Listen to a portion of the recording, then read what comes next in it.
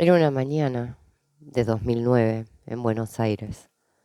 Franco, mi hijo de 5 años, no quería ir al colegio. Se aferraba a mí con fuerzas y sus ojitos suplicaban quedarse. Lo convencí pidiéndole que después lo llevaría a comer a un lugar de hamburguesas que era su favorito, que a él le encantaba estar ahí. Sonrió, me abrazó fuerte y entró al colegio con esa inocencia que solo los chicos tienen. Jamás pensé que esa sería la última vez que yo lo vería ahí. Todo parecía ser un día normal. Volví a casa y mientras hacía las tareas de la casa, la tarde avanzaba. Franco salía del colegio a las 4:15, pero a las 3:30 de la tarde me suena el teléfono. Era la directora general que me estaba llamando. No hubo palabras amables, solo un mensaje que me congeló. Me dijo: a Franco lo acaban de secuestrar del colegio. Vení, por favor. Me quedé en blanco. No entendía. Mi cuerpo se paralizó y mi mente buscaba una explicación imposible. Intenté llamar a mi marido, pero él estaba en una reunión. En esos momentos usábamos Nextel y solo pude comunicarme por la radio y gritarle: se lo robó. Corrí a la calle, paré un taxi, sin ver ni escuchar a mis vecinos que habían salido atrás mío, porque habían escuchado los gritos que yo pegaba en mi casa, entre que me estaban hablando del colegio y trataba de comunicarme con mi marido. Y cuando me subo al taxi, no puedo ni tan siquiera explicar cuál era la dirección del colegio. Lo tuve que guiar. Al llegar, todo era un caos. Directivos, maestros, moviéndose de un lado para el otro, todos hablando al mismo tiempo. Yo no entendía nada. Me pidieron esperar al comisario, porque todos tenían que dar su declaración. Y cada uno de los directivos o maestros decía algo distinto. El tiempo pasaba y mi mente estaba en 1000 lugares a la vez. Un policía se acerca con mucha calma y me explica lo que había pasado. Que había llegado un auto con 5 hombres, que 4 habían bajado y que el portero solo vio a uno y que dijo que era el padre de un alumno que se había descompuesto.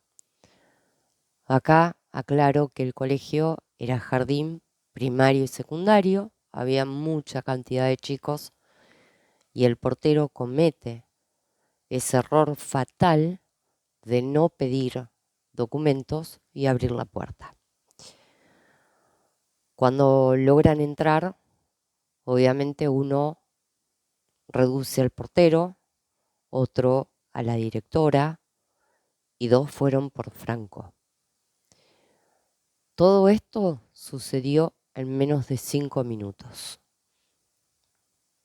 Franco fue levantado, cargado en brazos, y de ahí ya nadie más supo explicar qué era lo que había sucedido.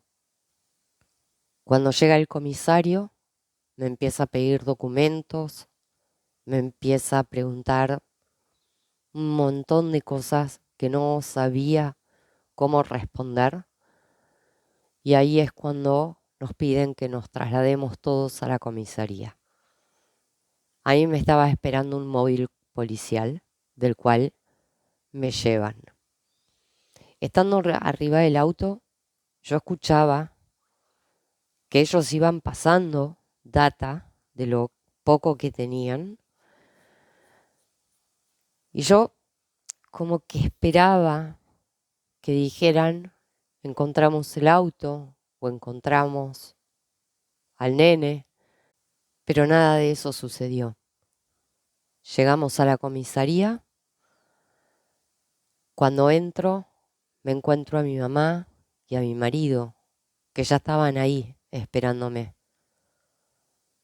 No nos dijimos nada, solo me dejé abrazar mientras mi mente trataba de aceptar lo imposible.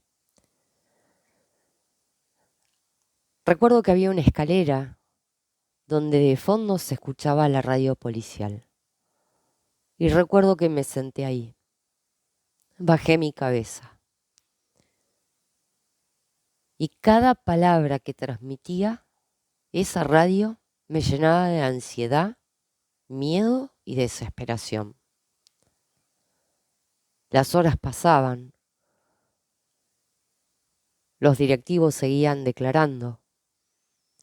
Y yo me perdía en pensamientos sobre Franco, de cómo estaría, si él tendría miedo, si estaría llorando, si lo estaban cuidando o si lo estaban maltratando. Ya era de noche cuando me toca declarar. Mi cuerpo temblaba, mi voz también, y los recuerdos del padre de Franco me golpeaban, su violencia y su crueldad, lo que mi hijo podría estar sintiendo. Pensaba en cómo en esa hora normalmente él ya estaría bañado, cenando, preparado para dormir, y yo no sabía nada de él. Me sentí sola y desorientada, aunque tenía a mi mamá y a mi marido cerca. Sus manos en las mías eran lo único tangible, mientras mi mente recorría escenarios imposibles. El tiempo se había detenido. Cada minuto era un martilleo constante en el corazón.